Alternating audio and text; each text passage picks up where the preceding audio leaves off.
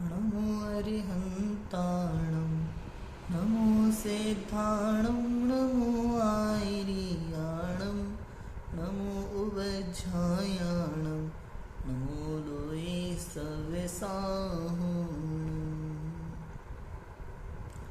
आचार्य मानतों स्वामी द्वारा विरचित यह भक्तामर स्तोत्र है। 34 नंबर का श्लोक हमें देखना है। 7वां प्रातिहार्य भामंडल नाम का ये प्रातिहार्य है, जिसके विषय में हम पढ़ने वाले हैं, पढ़ते हैं।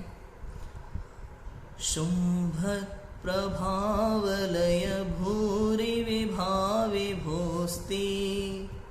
लोकत्रयी द्युतिमतां द्युतिमाक्षिपन्ति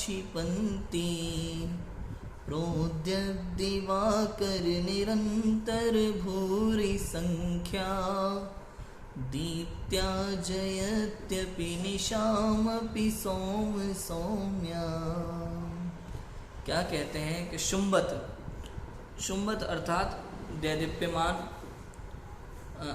दैदीप्यमान अच्छा लगने वाला, चमकीला। दैदीप्यमान माने चमकीला, अच्छा सा दिखने वाला, स्पेशल। प्रभावलय, प्रभावलय अर्थात भामंडल, प्रभावलय अर्थात भामंडल, भामंडल की। भूरि विभा, भूरि विभा विशाल क्रांति, विशेष क्रांति।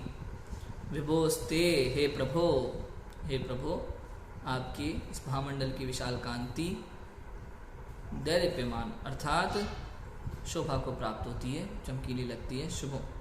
शुंभत शोभा को प्राप्त होती है, चमकीली लगती है, दैदीप्यमान होती है। लोकत्रय अर्थात तीनों लोकों में। द्युतिमताम द्युति अर्थात कांतिवान पदार्थों की कांति को आक्षिपंती, आक्षिपंती अर्थात तिरस्कृत करने वाली, तिरस्कार करने वाली। प्रोद्यत दिवाकर, प्रोद्यत माने उगता हुआ सूर्य, दिवाकर सूर्य। निरंतर भूरी संख्या, निरंतर भूरी संख्या अर्थात निरंतर स्पीड से, लगातार भारी संख्या वाली, भूरी संख्या भारी संख्या वाली। दीप्त्या, दीप्त्या अर्थात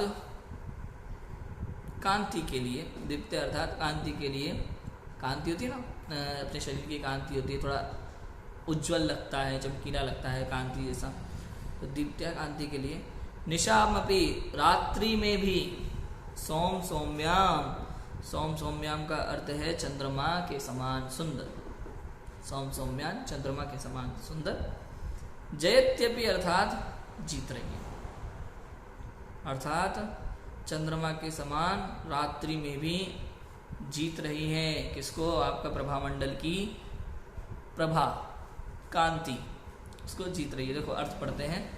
हे प्रभु आपके अत्यंत शोभनीय प्रकाशमान उज्जवल भामंडल की ज्योति उदित हुए असंख्य सूर्यों की निरंतर जगमगाती हुई तेज युक्त कांति के समान उस ज्योति के सम्मुख तीनों लोकों में जितने भी चमकीले दैदीप्यमान पदार्थ हैं उनकी आभा भी तिरस्कृत हो जाती है। उसकी विलक्षणता यह है कि सूर्यों के तेज से अधिक प्रचंड होने पर भी पूर्णिमा के चंद्रमा से अधिक शीतलता, सौम्यता भी प्रदान करती है। देखो कितनी गजब की बात है। जिनेंद्र देव की कांति के विषय में बताते हैं, कहते हैं कि करोड़ों सूर्य भी है ना तो उनकी कांति फीकी पड़ जाती है। जिनेंद्र देव, हे भगवान आपकी कांति क्या है, आपकी शोभा क्या है। साक्षात जिनेंद्र देव की बात तो ठीक है। नंदीश्वर द्वीप जो है ना, 8वां द्वीप, आपने पढ़ा होगा। अष्टानिका में देव जहाँ पूजा करने जाते हैं माह में 3 बार, कार्तिक फागुन साढ़ के अंत 8 दिन माह नंदीश्वर सूर्य जाते हैं, तो आपने पढ़ा होगा। तो वहाँ नंदीश्वर द्वीप में उन 52 जिनालयों में जो 108 प्रतिमाएं हैं वो सब रत्नमयी प्रतिमाएं हैं। और उन रत्नों की कांति इतनी है कि करोड़ों सूर्य चंद्रमाओं का प्रकाश फीका पड़ जाता है। करोड़ों सूर्य चंद्रमाओं का प्रकाश फीका पड़ जाता है। वहाँ दिन रात का भेद नहीं होता। प्रतिमाओं की कांति इतनी, उसका प्रकाश इतना है। रत्न होते हैं, मणि होती है, इनका प्रकाश ऐसा ही होता है। आपने फिल्मों में देखा होगा, एक बॉक्स में मणि रखी होती है, जैसे उस बॉक्स को खोलते हैं तो पूरा कमरे में इतना उजाला हो जाता है कि कुछ भी दिखाई नहीं देता फिर सामान्य आंखों से। तो ऐसा होता है, कांति इतनी होती है। आपकी ये सारी लाइटें फीकी पड़ जाएंगी, उसका उजाला इतना होता है कि उस उजाले में आपको कुछ दिखाई ना दे, आपकी आंखें खराब हो जाएं। उसको चश्मा पहनना पड़ता है कई जगह, तो काला चश्मा वरना आंखें खराब हो जाएं, इतनी कांति होती है रत्नों की। तो ऐसी रत्नों प्रतिमाएं हैं नंदीश्वर द्वीप में। यहाँ तो साक्षात जिनेंद्र देव की महिमा की बात है। तो आचार्य मानतुम स्वामी जिनेंद्र देव की महिमा का गान करते हुए इस श्लोक में कहते हैं कि हे जिनेंद्र भगवान, उगता हुआ सूर्य की जो कांति होती है, ऐसे करोड़ों सूर्य हो, असंख्यात सूर्य हो, उनकी जगमगाती हुई तेज युक्त कांति के समान है क्या? आपके भामंडल की कांति, आपके भामंडल की ज्योति। जो प्रातिहार्य है, 7वां प्रातिहार्य, उस भामंडल की बात है। ये भामंडल भगवान के पीछे आपने मंदिर में देखा होगा, वो गोल चक्र जैसा लगा होता है, कई सारी लाइनें होती है उसमें धारी, वो भामंडल है। आप जिस भी जिन मंदिर में जाओगे वहाँ भगवान के सिर के पीछे जस्ट आपको दिखाई देगा दीवार पे भामंडल। वहाँ जहाँ भामंडल होता है समव शरण में, तो इस भामंडल में क्या होता है, 7 भव दिखाई देते हैं किसी भी जीव को अपने, 3 पूर्व के, 3 भविष्य के और 1 वर्तमान का। आप 7 भव देख सकते हैं।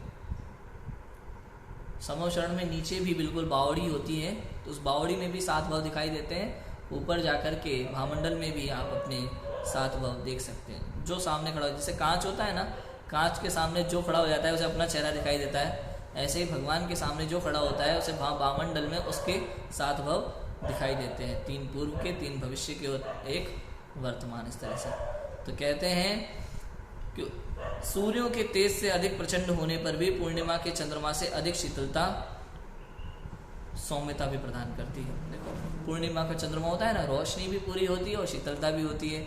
और सूर्य से तो ताप होता है ना, लोगों को अच्छा नहीं लगता, गर्मी लगती है, पसंद नहीं आता, लेकिन चंद्रमा की शीतलता सभी को भाती है।